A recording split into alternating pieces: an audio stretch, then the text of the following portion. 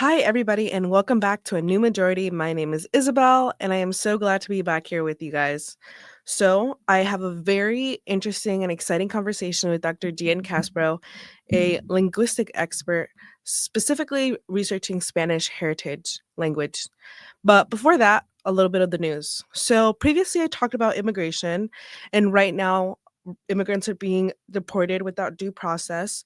And just recently, the Trump administration conceded that a father from Maryland was mistakenly sent to a prison in El Salvador. And the White House press secretary said this was a clerical error.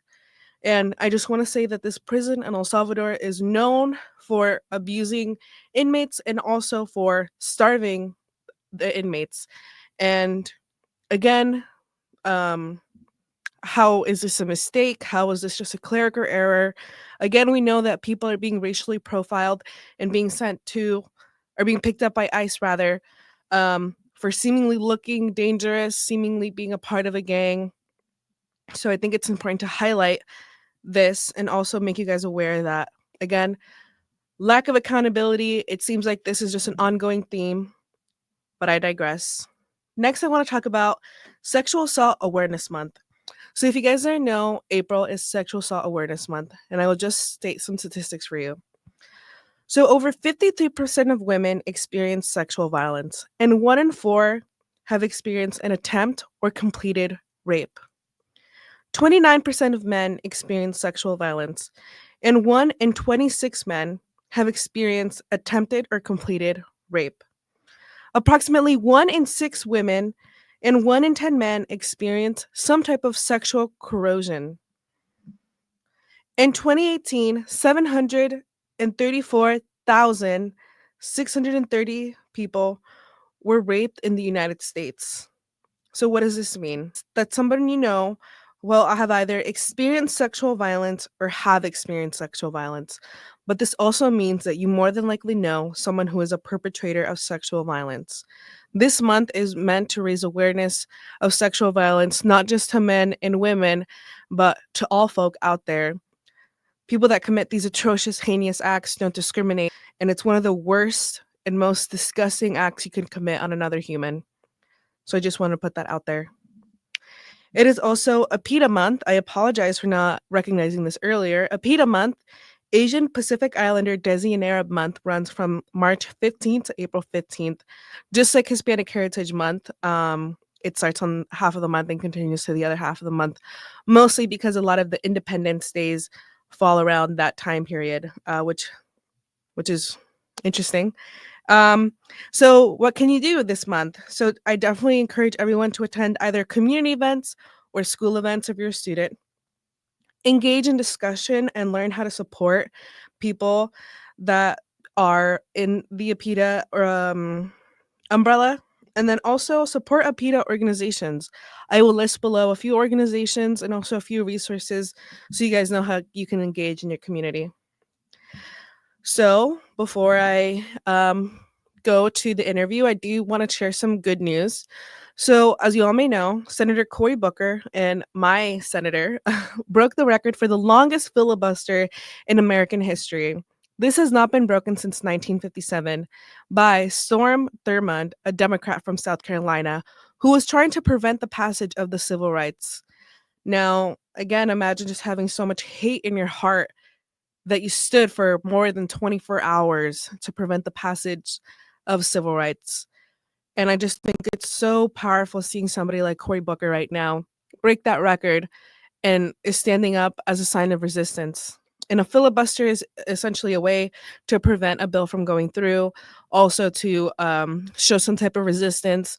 And I'm really proud to be from New Jersey. Also, some more good news. Susan Crawford won a Supreme Court seat in Wisconsin, despite Elon Musk spending $25 million to get a Trump loyalist on the Supreme Court. Wisconsin was a very important state in Trump's attempt to overturn the election in 2020. They denied the recounting of the vote, which was essentially what Trump was doing to many states in order to overturn the election. And so it was the Supreme Court that ultimately ended up standing up for this and yeah, just really proud and really excited to see that money isn't everything. Elon Musk has had a lot of influence right now in politics, and if you guys don't remember, he was giving people $1 million every day, essentially some type of election interference, but not going to get into that. Now, my interview with Dr. Giancaspro was very engaging. He, again, is a specialist in linguistics and does a lot of research on Spanish heritage. I really learned a lot from our interview. And just so you guys know, we are also doing another interview in Spanish. So if you feel very compelled by what he says, I hope you guys are able to show your parents. And again, even though he does specialize in Spanish heritage, and even if you don't have a second language, or if your second language or your heritage language, I'm sorry, is Arabic or Mandarin or Japanese or Tagalog, I think there are a lot of similarities and I think you guys would really enjoy it. So, once again, thank you guys so much for supporting me and I hope you guys enjoy. Thank you. Hi, everyone, and welcome back to A New Majority. I have with me here Professor Giancaspro. Thank you for joining us today. Thanks for having me. And so I wanted to know if you could start off by just saying what drew you to research heritage bilingualism and why specifically second generation Spanish speakers. Yeah, great question. So I actually started researching heritage bilingualism in about 2013, I would say. But what really drew me to heritage bilingualism goes way further back from that. So in my family, on my dad's side, my dad's dad grew up in New York speaking Pugliese, which is a dialect of Italian from the southeast of Italy. So my dad's dad would be considered second generation because he was born in the U.S. to immigrant parents from Italy. Yeah. So if you immigrate to the U.S. as an adult, researchers would say that you're first generation. Okay. And if you're born in the U.S. to first generation parents, you're second generation. And then if your grandparents are the immigrants, then you're third generation. That's usually how researchers think about it. Okay. So in my family, on my dad's side, his grandparents came from Italy, so they're first generation. And then my grandfather was born in New York. He spoke Pugliese at home in English. He was much more comfortable with English than Pugliese, but he was bilingual. And then my dad does not know a word of Pugliese, so the language was totally lost. Okay. And then on my mom's side, my mom's grandparents are from Finland, and so my mom's mom grew up in New York also, but hearing Finnish. She had a next door neighbor who told her mom that she might get confused, that she shouldn't be speaking Finnish at home because she's going to get confused. Yeah. And so my great grandmother stopped speaking Finnish at home, and so my grandmother, even though Finnish was her first language and her only language for the first few years of her life, she actually doesn't really know any Finnish now. Wow. So basically in my family, Italian, totally lost by the third generation. Finnish, totally lost by the third generation. My mom doesn't know any Finnish. My dad doesn't know any Italian. And I'm fourth generation, and I don't, I learned some Italian in school. But so anyway, my family has a long-term language loss, you could say. That pattern is very typical in the U.S., unfortunately. Yeah, it is. So that's kind of my personal reason for getting into heritage bilingualism. I didn't really start researching it until the beginning of my PhD program at Rutgers in New Jersey. And as soon as I started doing research with actual heritage speakers, heritage bilinguals, I was immediately captivated because the topic itself connects linguistics, psychology, sociology, education, immigration. It brings together so many different topics, and I love that. It makes it always new and relevant. Yeah. Awesome. And in your work, what have you found to be one of the most significant challenges faced by second generation heritage speakers? Where do I begin? So many challenges. I guess just to specify specifically with English and Spanish. Yeah. So second generation bilinguals almost always are dominant in English.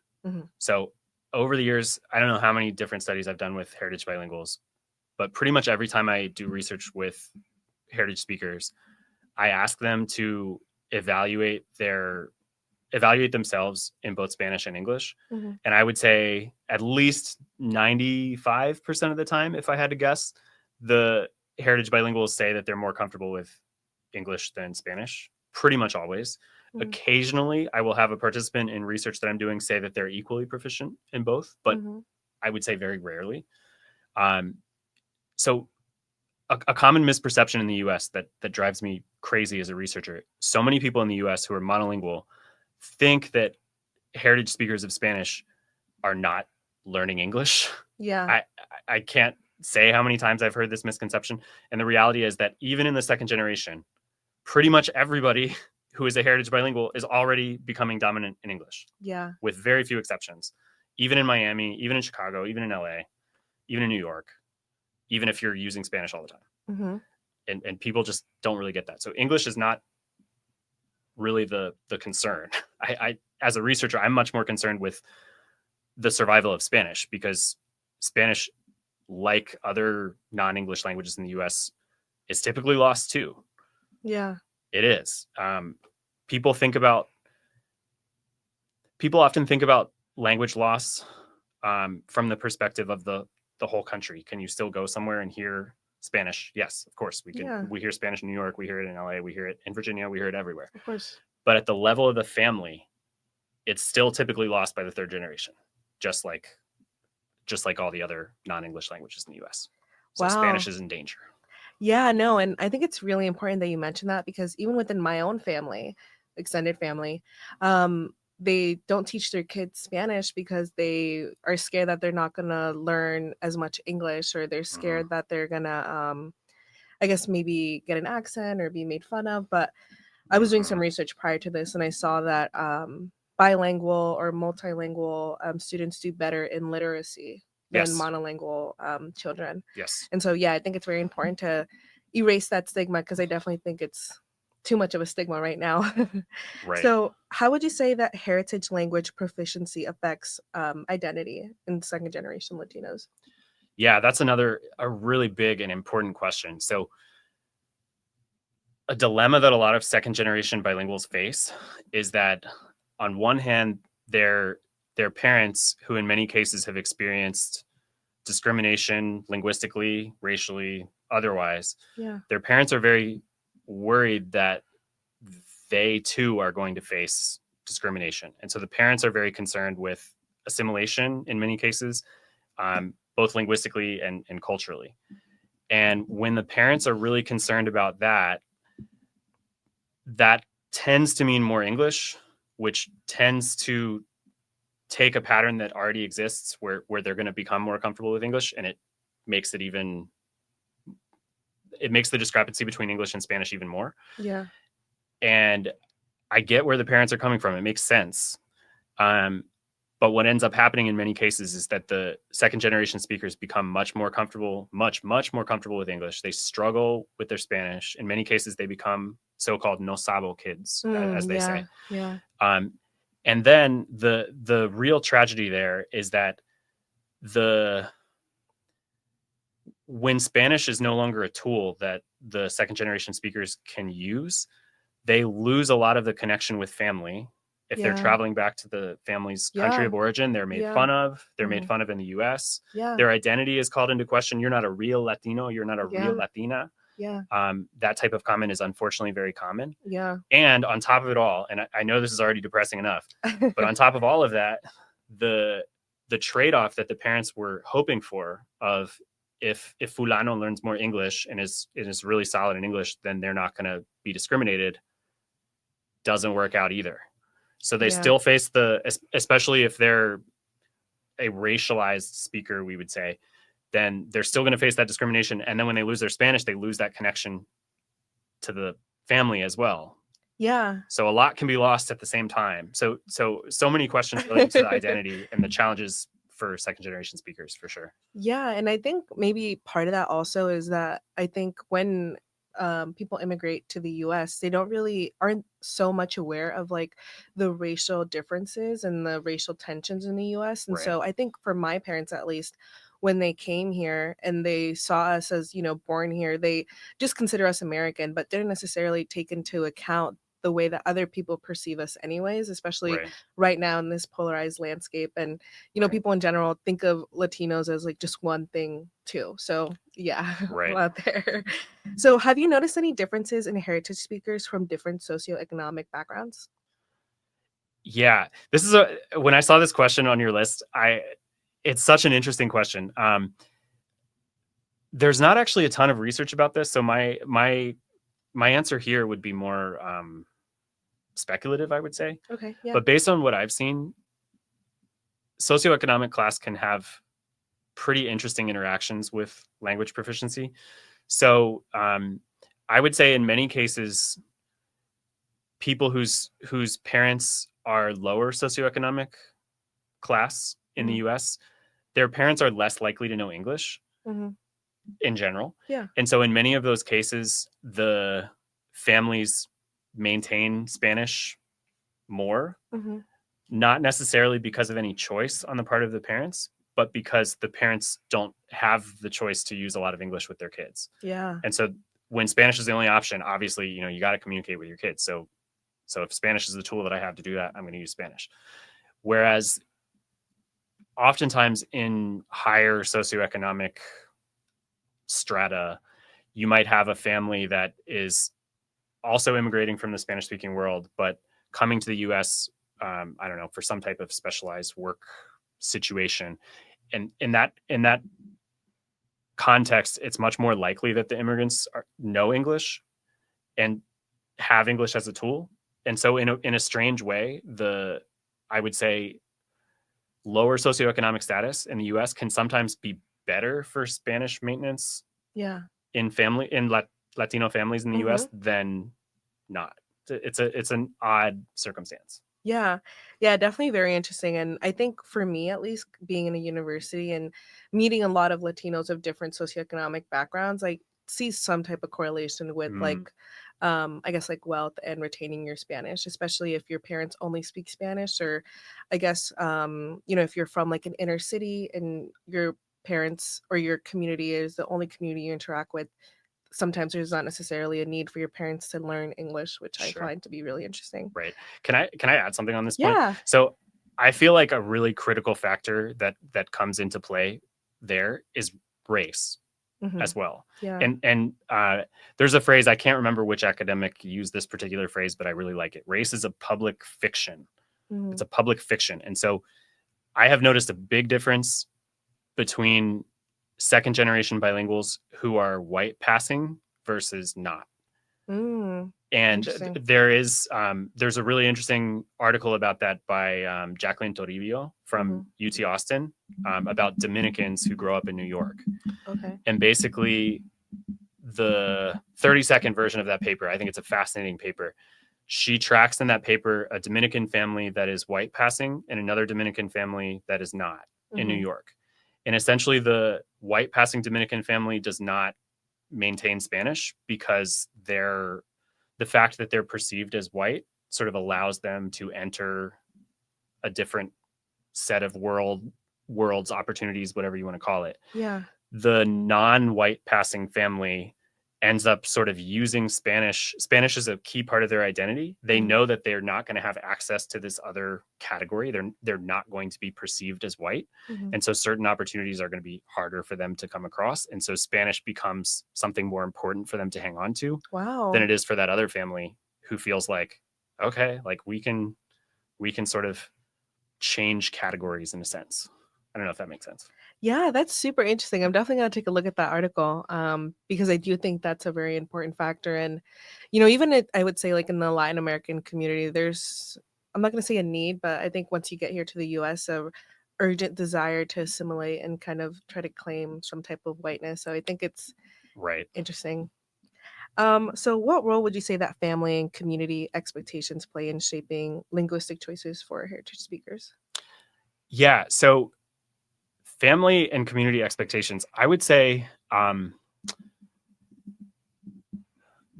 these are such good questions. I feel like we could do you could do an entire podcast just about that one question. You could do it for years.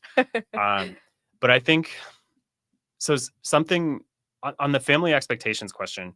Um, something that can be really difficult. I think a lot of people in the US connect someone's identity to their language as if being born Latina magically gives you Spanish. Yeah. But people learn Spanish by experience with Spanish. Yeah. People learn Spanish by hearing Spanish, using Spanish, having important social connections in Spanish. Mm-hmm. And without those things, you don't have Spanish. But in the US, unfortunately, a lot of people who don't have those opportunities to use Spanish, either because their parents are really concerned about assimilation, or their schools don't provide any support for their Spanish, or the society at large tends to stigmatize Spanish or tends to stigmatize bilingualism.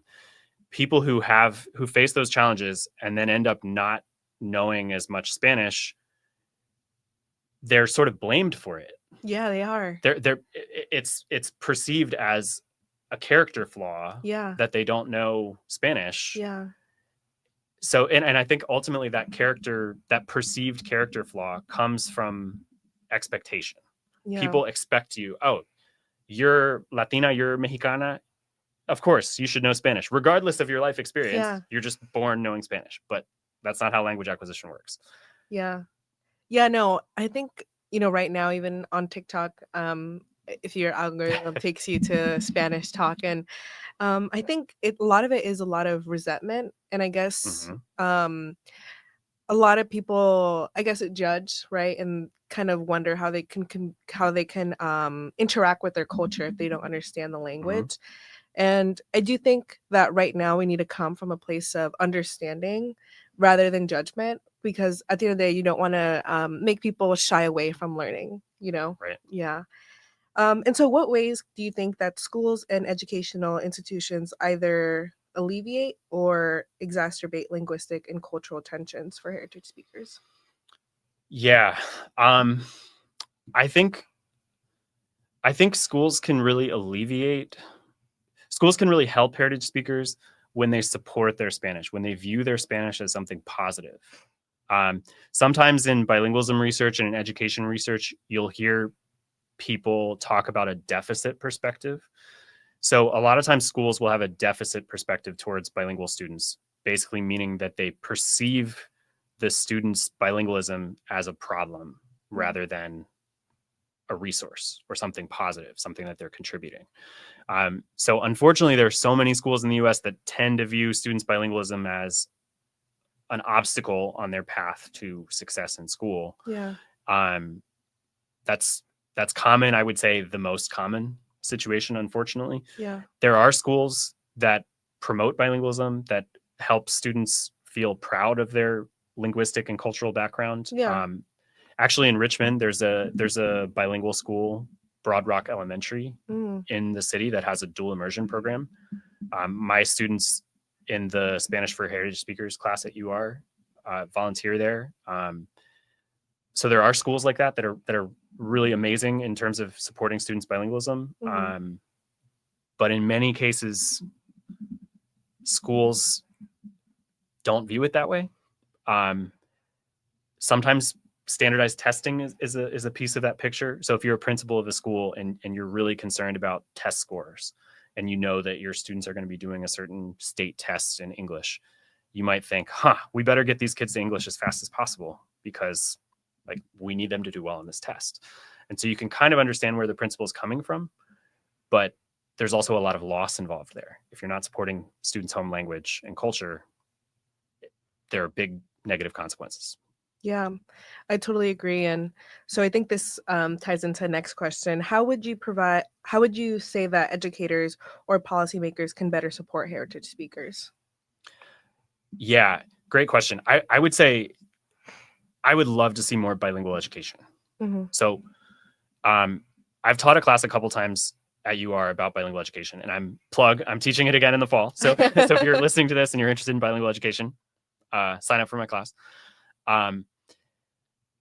The first time that I taught that class, we learned about all of these different types of bilingual education or approaches to educating people who are bilingual. And the evidence is very clear that dual immersion bilingual education, two-way dual immersion bilingual education is the way to go. It's best for students' overall academic growth. It's even best for their English, which a lot of people found counterintuitive, but it's true. So bilingual education is so positive. But the first time I taught that class, at the end of the semester, my students asked, so if this is so obvious and all the evidence is so clear, why is there not more bilingual education? Yeah. I've been interested in that question and trying to understand that better. But I think a big thing that our communities could do is have more bilingual education. Yeah. Students are gonna learn English, no matter what we do. Yeah. Heritage bilinguals are gonna know English. We should never worry about that. That's not gonna be a problem. Take it off the table. Yeah. But if we support students in their Spanish, they're gonna have more academic success overall, and they're gonna have better connections with their own family. Yeah. Which is critical. And they're going to be more comfortable in their own skin. They're not going to get all the criticisms that the so-called no sabo kids get. Yeah, and I think that's very important, and thank you for bringing that up. I didn't know that there were schools that do that kind of immersion, and I think that's really important, especially in an area like Richmond that I think their Latino population has grown significantly over the years, and I know that in the US, the Latino population is just going to keep growing. So I think instead of ignoring this issue, I think it should be addressed. And yeah, we definitely need to take away again, like just that stigma of if you learn Spanish, you're not going to learn English, which seems to be like a very kind of like a central problem, right? In a lot of the research that you do. So yes, and I would say something that I'm thinking about as a researcher. So I do research on generational language change in the U.S.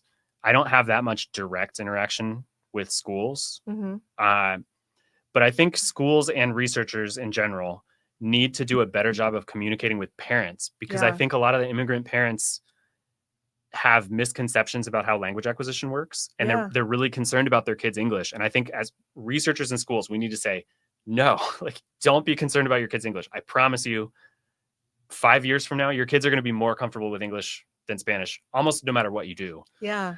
So let's worry about the Spanish, because that's how they're going to stay in contact with their grandparents. That's how they're going to feel more comfortable going back to your country of origin when they visit. Yeah. That's going to be an important professional skill.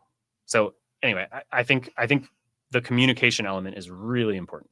Yeah, I totally agree. And I think maybe even having dedicated staff at schools that, can translate, I think is really important. Because I think, especially for immigrant parents who don't speak English, there's a lot lost there when they can't communicate with their child's teacher.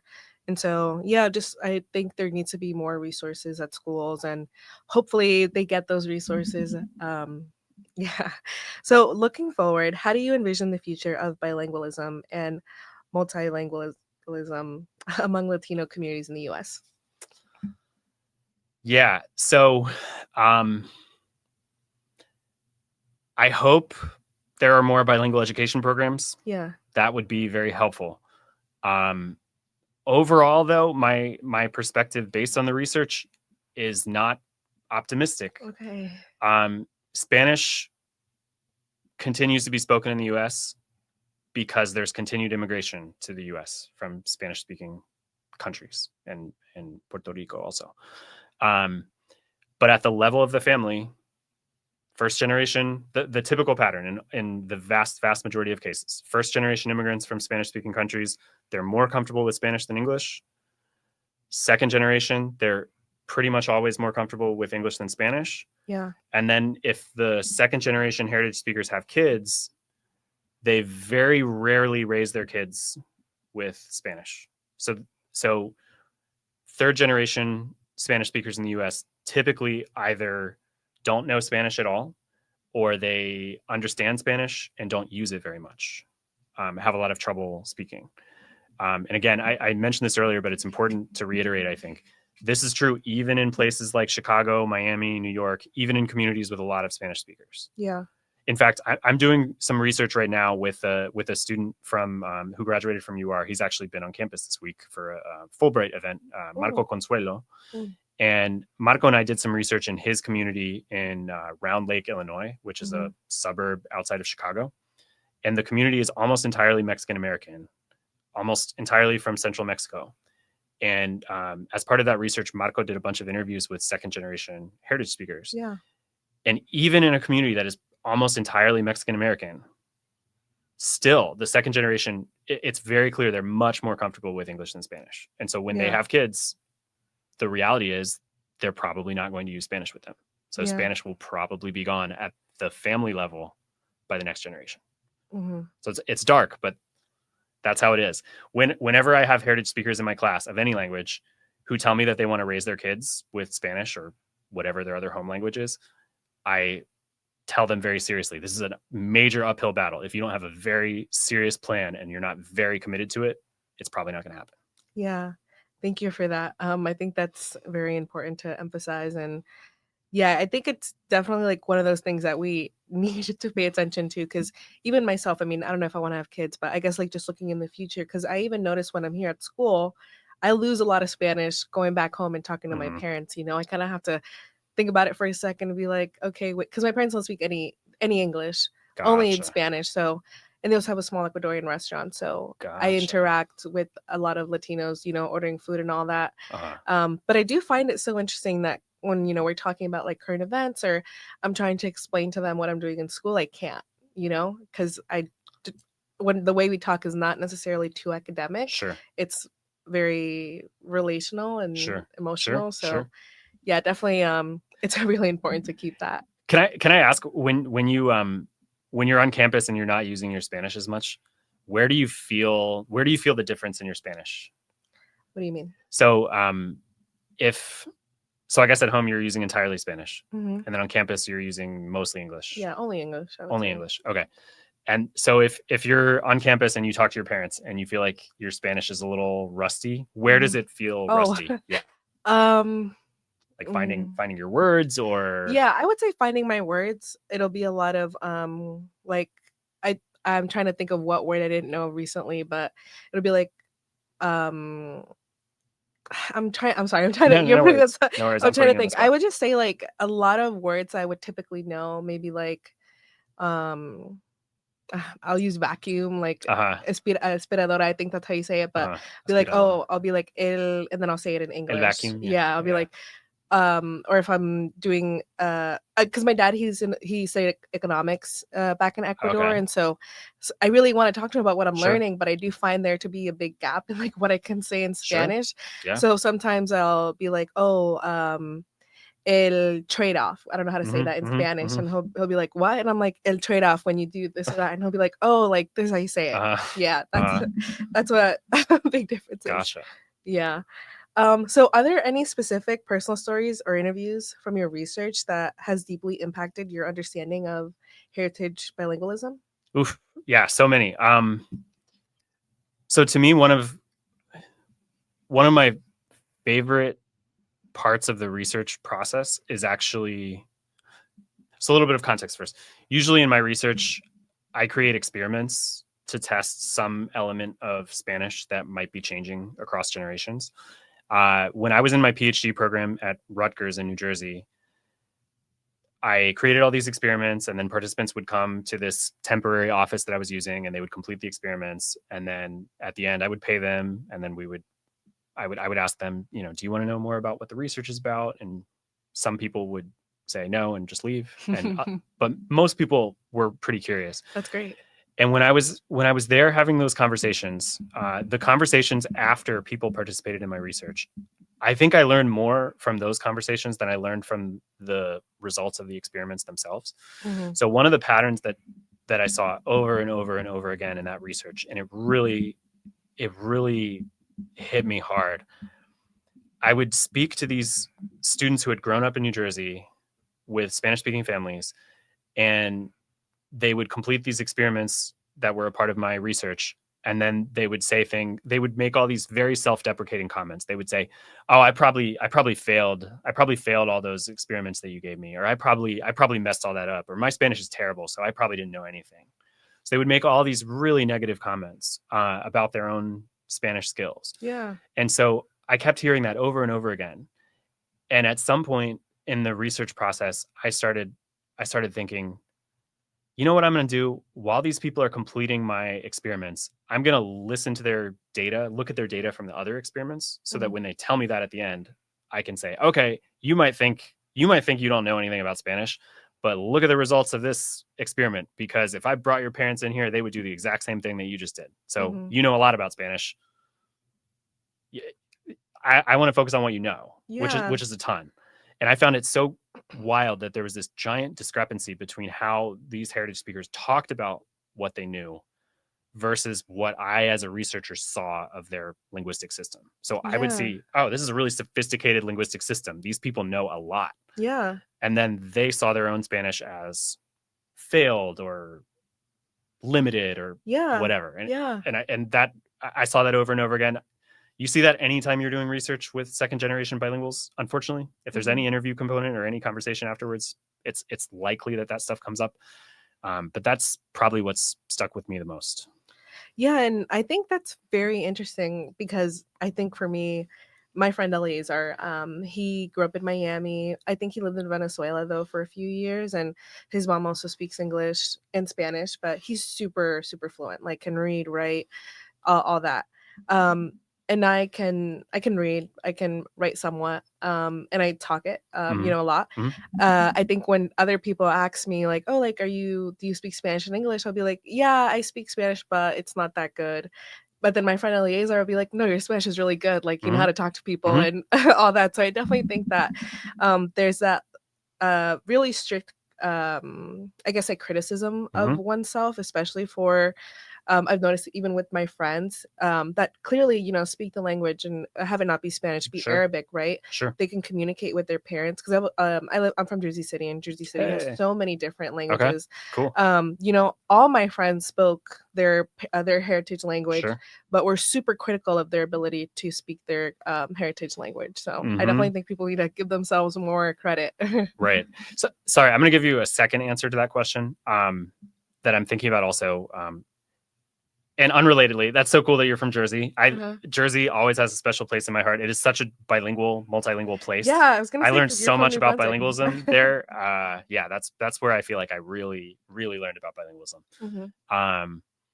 But another thing I've noticed in my research with heritage speakers that I think about a lot is I think about how heritage speakers, even though they face a lot of obstacles, they're in a society that doesn't value their heritage language most of the time. Yeah. A school system that usually views their bilingualism as an obstacle rather than something positive. Yeah. They've gotten a lot of crap from first generation, from their family. If they've visited their family's country of origin, they've likely received a lot of criticisms from them. Yeah. But in spite of all of this, and in spite of the fact that English predominates in their world, they get the job done. Yeah. And they might need to like make up a word that you don't find in the dictionary, or they might need to use a verb differently or whatever, but they get the job done. Se hacen entender. Yeah. And it's amazing to see that sort of strength in the face of all of these obstacles that they're always facing. Yeah, thank you for saying that. I think it's really important for people to recognize that. And I guess like hearing it out loud, because I am also a heritage speaker, so taking in what you're saying. So right now we're kind of in an interesting time. A lot of crackdowns on a lot of immigration populations here in the U.S. And so from your perspective, how do you see recent political debates around immigration and identity politics influence linguistics expectations of second generation heritage speakers? I think probably I don't see a lot of major change.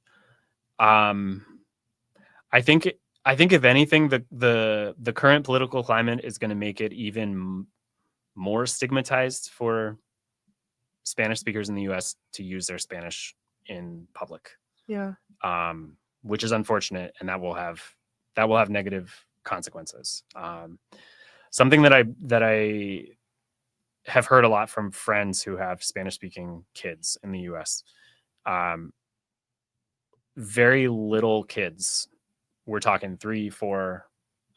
They're already picking up on the overall kind of attitude towards Spanish in the U.S. And so I've had friends tell me stories where they're in the grocery store with their kid and they're speaking Spanish to their kid, and their kid, who is 3 or 4, maybe can't tie their shoes yet, will say, "Mommy, don't speak to me in Spanish, like speak to me in English." Those types of comments are quite common in the U.S. And that seems to indicate that they, even at a very young age, are absorbing sort of the negativity about bilingualism in the U.S. And I think the current political climate, unfortunately, is probably just going to make that worse. Yeah. Wow. That's crazy. 3 or 4 years old. That's so young. And I mean, I don't even think you're that much of a conscious person when you're that young. Yeah. Wow. Wow. I'm sorry. That was just a lot to think about. So how do you see political representation of Latinos adequately address issues related to language diversity? Yeah. I think about this. I think about this question from a local politics level, I would say. Hmm. And I should say I don't really know much about local politics, Hmm. but I interpret that question as if Spanish speaking populations in the US are more empowered politically, I think it's more likely that we're going to get bilingual education, Hmm. and that's going to have huge positive effects. Yeah. So something I think about in Richmond, you mentioned earlier, that there are a lot of Spanish speakers in Richmond, and they are. And Richmond is a pretty segregated city, so that the Spanish speakers tend to be sort of in the same areas. I'm actually from Richmond originally. I'm Mm, from Chesterfield, cool. and in Chesterfield there are areas where there are just tons and tons and tons of Spanish speakers, and so there are elementary schools where most of the students are Spanish speakers. And thinking about that as a researcher, I think, why is there not a bilingual education program here? It would Yeah. benefit so many people. Yeah. It just seems like such an obvious positive.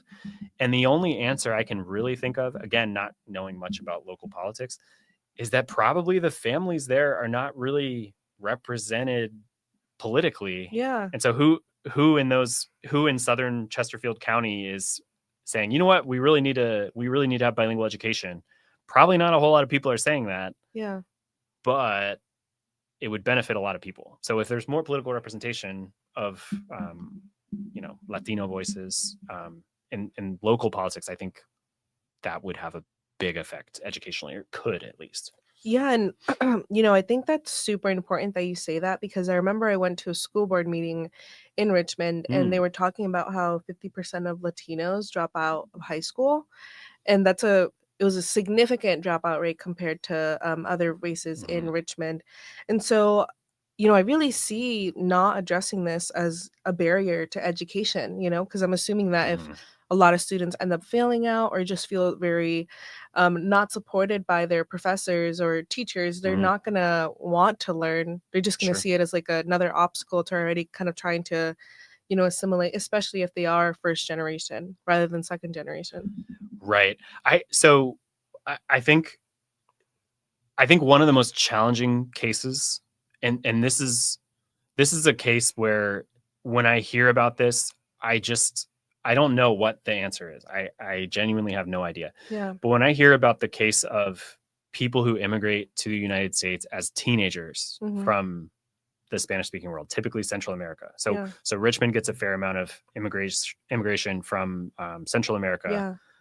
young teenagers in many cases. That is about the hardest. That is about the hardest situation, because in many cases they're coming under traumatic circumstances to the United Yeah. States. So they're dealing with that.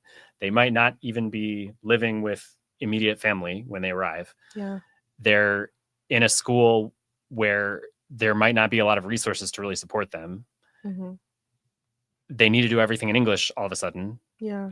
You're learning about the Civil War in English when you just arrived under traumatic circumstances and you don't Yeah. know any English and there's not Yeah. a lot of support. It's really difficult circumstances.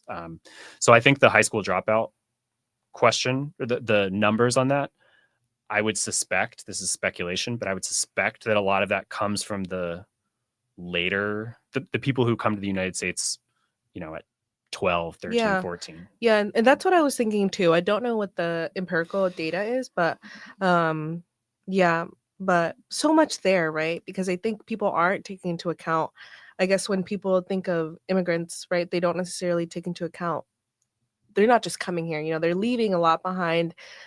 A lot of the time people are escaping violence, gang violence, or maybe their parents died Mm, or there's no healthcare mm, there. And yeah, I think there really is like a lack of empathy and a lack of consideration when Mm. people automatically see a statistic and say, oh, okay, like these people don't care about education, Mhm. or oh, these people don't prioritize economic mobility, right? And yeah, I Mhm. think it's always important to look deeper Mhm. into what's going on. And so I guess one question that I had Mhm. just really thought of last minute was, and now that we're kind of Mhm. talking about this, I think a lot of Latinos in the U.S. Might not give their kids like a Latino name. For example, like Mm. Julio or Maria or Guadalupe or Mhm. Mhm. Esperanza, right? I Mhm. think my name is Isabel. I think it's a little common in Mhm. Ecuador and in the Spanish speaking world. Mhm. Um, how do you see that? What would you say that parents should do? Like, do you think that they should shy away from giving their kids like, a name that is representative of their Mm. culture? Or do you think that they should try to, I guess, assimilate? And what do you say to kids that, do have a name like Maria or Julio and kind of wish they had a name like um Jason. Jason or Yeah. Joseph or Right. Michael? Right. I think about this topic of names a lot. Yeah. I think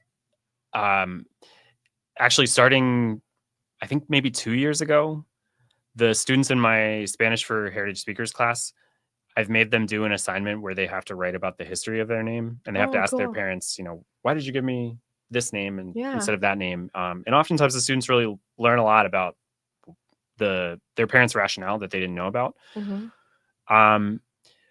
So I've talked to a lot of people about that topic, and then I've read a number of student papers where they're explaining the history of their names, and it's pretty interesting. You get a lot of different approaches. Sometimes families see the naming of their kid as an opportunity to assimilate in some sense. So okay, if I call my kid Jennifer or whatever, that's going to be helpful for their, maybe teachers are going to view them differently, maybe employers are going to view them differently, who knows.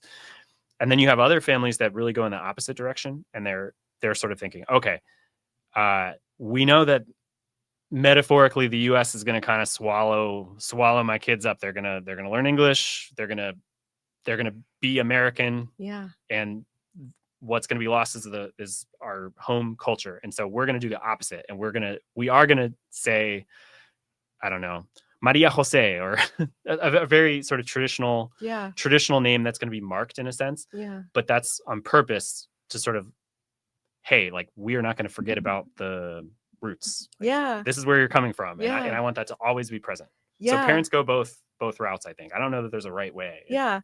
And I think it's super interesting that you said Maria Jose, because that's my sister's name. It's Maria Jose. Okay. But I know when she tells people, oh yeah, my name is Maria Jose, people are like, oh, isn't Jose like a boy's name? They don't really like understand, I guess, like the cultural Sure. reason why like Right. that's the name. But yeah, I love that you mentioned that. And yeah, I think that assignment, I would have loved to have done something like that if I was well, just in general, but if I was in a class, doing that for a class would have been really fun and exciting. And yeah, I'm sure you read a lot of really interesting papers. Yes. So I have a reading recommendation. I found this past year. Mm-hmm. I highly recommend it. So there's this great book called Streets of Gold. Mm-hmm. It's written by two economists. I can't remember what universities they're at, but anyway, two great economists, and they're writing this book basically about how immigrants are very successful in the United States and how much they contribute in the United States. So the book came out last year. It was very timely. But there's a chapter of the book, or a section of the book, where they speak extensively about name-related research that they did as economists on how names change over time. So first-generation immigrants tend to give their kids a certain type of name, and then second-generation people tend to sort of assimilate more and more with names. But they do a whole detailed analysis of that, and I would highly recommend that book, and that section in particular. Thank you so much for that. And thank you so much for your time today. I really appreciate it. I just have one last question. Sure. So if you can go back in time, any time in history, as an observer, you couldn't change the future, strictly just going back to go back, where would you go and why? Oh man. A lot of hard questions already. I think this is the hardest one. I don't know. Where would I go? Jeez. Um, Any time in history.